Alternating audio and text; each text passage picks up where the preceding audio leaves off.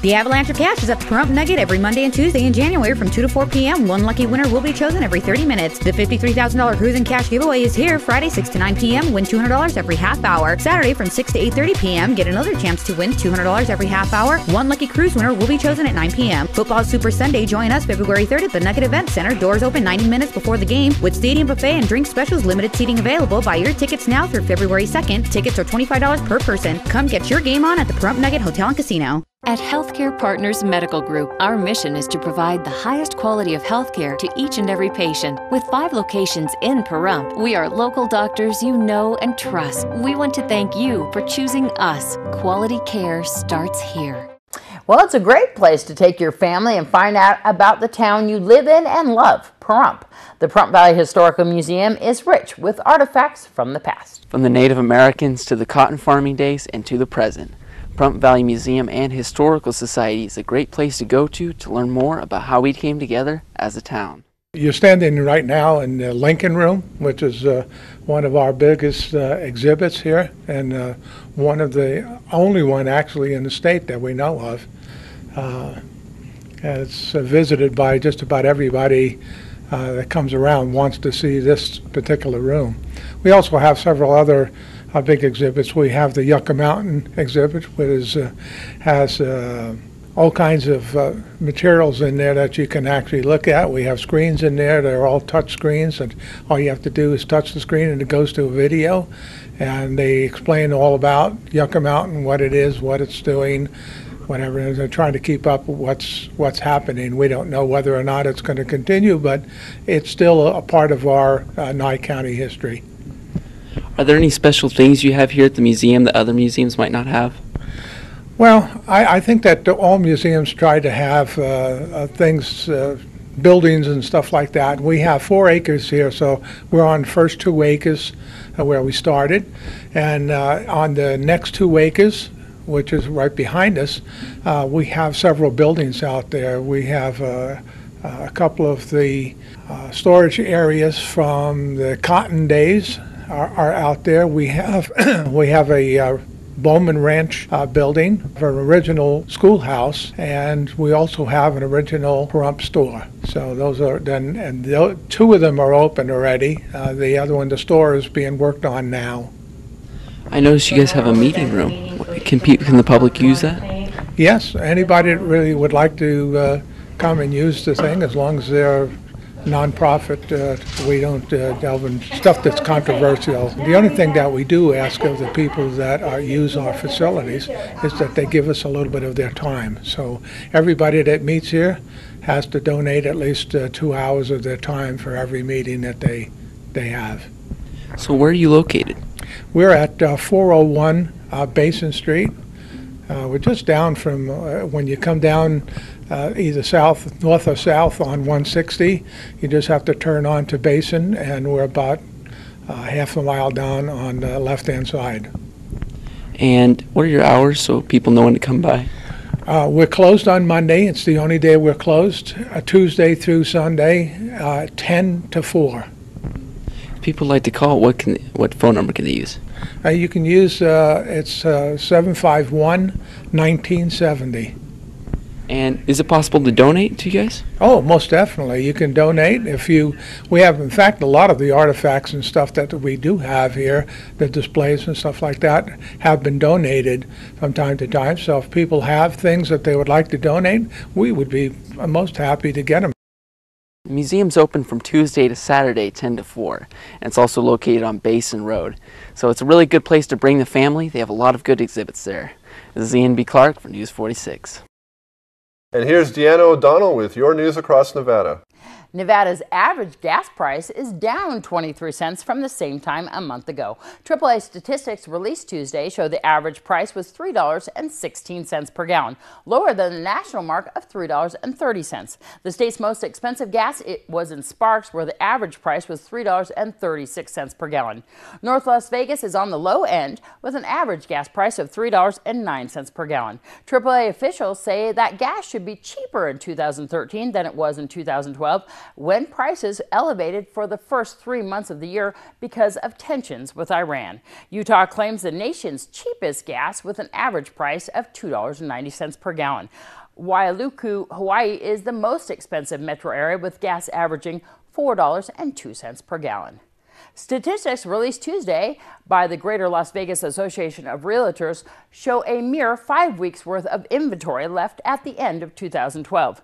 The median price for a single-family home sold in December was $149,000, up 2.1% from the previous month and 24.2% from a year ago.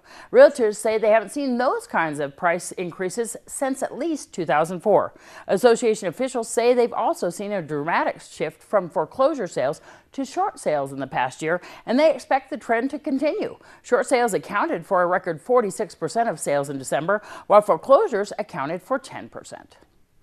Federal land managers have identified the wide range of issues that must be addressed to move forward with a proposal to establish a wild horse eco sanctuary over 820 square miles of northeast Nevada. The Bureau of Land Management issued a 228-page public scoping document on Tuesday that will be used to develop a range of alternatives for the plans by Madeline Pickens and Saving America's Mustangs to develop the eco sanctuary about 25 miles southeast of Wells. The idea is to give visitors an up-close look at free-roaming Mustangs, while at the same time ease the need for the BLM to remove horses from the range and ship them to costly holding facilities, mostly in the Midwest. The Caucus Deli, a Business Enterprises of Nevada, or BEN facility, celebrated its successful renovation with a ribbon cutting today at the restaurant located on the first floor of the Legislative Council Bureau building in Carson City. The remodeling cost an estimated $45,000, which was $17,000 under budget. The funding for the remodeling project was generated from the revenue collected by the operations of all BEN food and vending sites statewide. Thus, no taxpayer dollars were spent on this renovation. Approximately 2,300 self-employed men and women who are legally blind operate businesses across the country under the Randolph-Shepard Act, which gives people who are blind the priority right to run vending facilities in government buildings. The average annual income of these entrepreneurs is about $56,000, and they provide employment to an additional 14,000 individuals, of whom about 1,700 are people with disabilities, including blindness. I'm Deanna O'Donnell. That's your news across Nevada. And let's join Darby O'Donnell with Entertainment This Week. Several stars will take center stage at President Barack Obama's inauguration.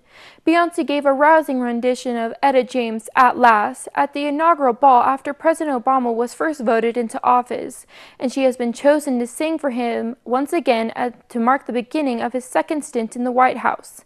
The singer will perform the Star-Spangled Banner at the ceremony, which will take place in Washington, D.C. on January 21st. Kelly Clarkson will also perform at the event with My Country 'Tis of Thee, which Aretha Franklin tackled 4 years ago, and singer-songwriter James Taylor will perform America the Beautiful. Justin Bieber fans are known for their extreme dedication to the pop icon, but the disturbing Twitter trend that emerged on Monday made it seem like they had taken their obsession to a frightening level. The term cutting for Bieber started trending initially as a joke started by prankster website 4chan. The term comes days after photos surfaced of the singer allegedly smoking marijuana. The prank began with a bunch of pictures of people cutting themselves and claimed they did it because Bieber was smoking pot. They said it was to see if others would do it. The sudden surge of self-harm photos were reported as both real and fake and sparked outrage from posters. Justin Bieber is set to host Saturday Night Live this week, and rumor has it that the incident is not off limits. Legendary entertainer Bette Midler is returning to Broadway for the first time in 30 years to play famed talent agent Sue Mengers. The singer and actress will star in screenwriter John Logan's new play I'll Eat You Last, a chat with Sue Mengers. The production opens in New York on April 24th. Mengers, who died in 2011, represented stars including Sir Michael Caine, Cher, Gene Hackman, Steve McQueen, and Barbra Streisand during her career. Oprah Winfrey is set to grill Lance Armstrong when she sits down with him for a candid new interview. The 41-year-old cyclist was stripped from his 7 Tour de France titles he picked up between 1999 and 2005 and banned from competitive cycling for life by officials at the U.S. Anti-Doping Agency.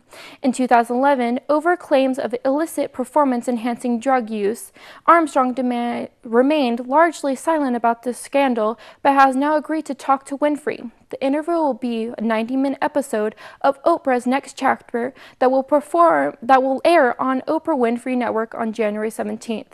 It will also stream live on Oprah.com. I'm Darby O'Donnell, and that was your entertainment this week. And that's going to do it for this edition of News 46's Week in Review.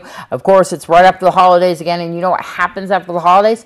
People start kicking in with those weekend events again and having lots of fun things to do for the whole entire community. What's going on this weekend? Actually, starting the new season at the Pahrump Valley Speedway at 1 o'clock on Saturday will be the first race. And it sounds like a fun thing to go and check out. And that's the Test and Tune right there off of Basin. If you would like to find out more information about Pahrump Valley Speedway, go to PahrumpValleySpeedway.com. And also at the Nye Communities Coalition, they're having the Biggest Loser on Saturday from 9 until 2. There you go. That's not an insult on people, right? That they're the biggest loser in town. Actually, no. It's about getting healthy. So. Oh, there you go. All right. So the Biggest Loser, it's a competition, and Nye Communities Coalition is now doing all these health-related events, which is so wonderful, and I just love it. It's going to be a competition where everybody joins, and the money goes to the LDS Girls Camp.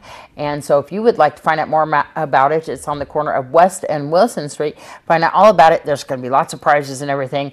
And sign up for the Biggest Loser. Now, isn't this competition lasting for about 8 weeks? Yeah, I don't know exactly the time period, but you can find out all about it just by going down there. Go down there and weigh in. There you go. Right. And now the farmer's market? The farmer's market is going to be right there at Star Nursery, and they've been having that. They were having it on Tuesdays, but right now they're having it on Saturdays from 10 a.m. till 1 p.m. Find out all about the farmer's market right off of Buell and Highway 372 at Star Nursery, and support your local farmers. There you go. We also have the museum lecture at the Pahrump Valley Historical Museum at 1 p.m. on Saturday. That's the beginning of their lecture series for 2013, and that's right there off of Basin. If you want more information on the Pahrump Valley Historical Museum, you can call 751-1970. I believe that's it. That's it. There you go. We'll see you again here next week. I'm Deanna O'Donnell. And I'm Jason Koblenz. Good night. Good night.